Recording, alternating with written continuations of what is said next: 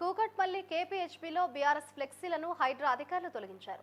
ఈ నెల 27న వరంగల్లో జరగనున్న బీఆర్ఎస్ రజతోత్సవ సభ కోసం స్థానిక ఎమ్మెల్యే మాధవరం కృష్ణారావు ఫ్లెక్సీలను ఏర్పాటు చేశారు. బీఆర్ఎస్ ఫ్లెక్సీలను అధికారులు తొలగించడంతో బీఆర్ఎస్ కార్యకర్తలు ధర్నాకు దిగారు. రాత్రికి రాత్రే బీఆర్ఎస్ ఫ్లెక్సీలను చింపేయడం దుర్మార్గమని ఎమ్మెల్యే మండిపడ్డారు. రజతోత్సవ సభ జరగక ముందే ఫ్లెక్సీలు తీసేస్తారా అని ప్రశ్నించారు. కాంగ్రెస్ బీజేపీ ఫ్లెక్సీలు నెలల తరబడి ఉన్నా అధికారులకు కనిపించవా అని నిలదీశారు. ప్రజల కోసం అధికారులు పనిచేయాలి కానీ పార్టీ కోసం కాదన్నారు MLA Madhavaram Krishnarao. BRS party ప్రభుత్వంలోకి వచ్చాక వడ్డీతో సహా చెల్లిస్తామన్నారు ఎమ్మెల్యే.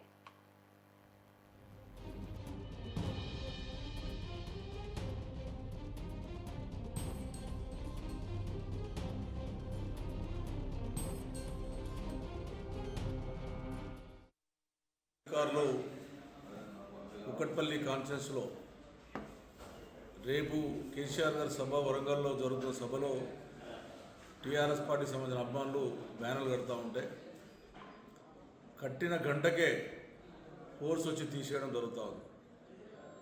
మరి కాంగ్రెస్ పార్టీ వాళ్ళై బీజేపీకి సంబంధించిన వాళ్ళై 10 రోజులు 20 రోజులు నెల ఉన్నా కూడా పట్టించుకోలేని పాపాన అవ్వలేరు. ఈ ప్రభుత్వం కింద ఇవి ఆఫీసర్స్ ఏ రకంగా పనిచేస్తున్నారంటే ఇంట్లో బానిసలాగా పనిచేస్తూ ఉన్నారు. టీఆర్ఎస్ పార్టీ బ్యానర్ వస్తే భయం ఎందుకు మనకు అర్థమవుతలేదు. కాంగ్రెస్ పార్టీకి గంట సేపు కూడా ఉండకుండా వాళ్ళేమో బర్త్డేలకు అదేవిధంగా రకరకాల ప్రోగ్రాం పెడితే తీసేలకు మున్సిపల్ ఆఫీస్ కడితే కూడా మున్సిపల్ అధికారులు తీయరు.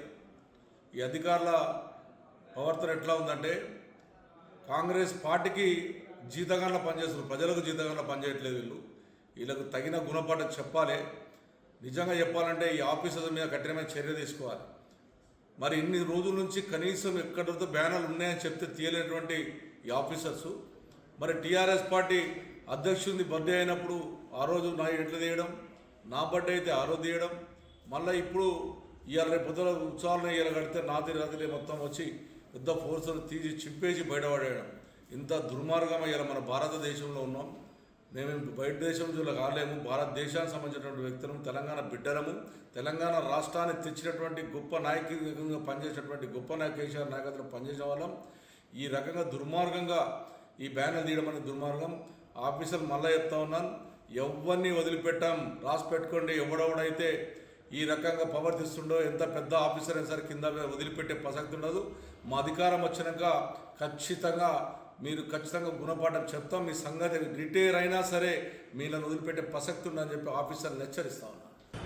నా పేరు అశ్వంత్ కుమార్. నేను టీఆర్ఎస్ విద్యార్థి నాయకుడి, రాష్ట్ర ప్రధాన కార్యదర్శి. నేను కంటిన్యూస్గా ఈ ఫ్లెక్స్లు ఎంత ఘోరంగా చెప్తున్నారంటే ఇప్పుడు కూడా ప్యాట్రోలింగ్ వస్తుంది. ఫ్లెక్స్ టీఆర్ఎస్ కేసీఆర్ కేటీఆర్ అంటే ఎందుకంత భయం మీకు? ఇలా చేసిన తప్పేంది? మేము చేసిన తప్పేంది? ఎందుకు ఇంత భయం?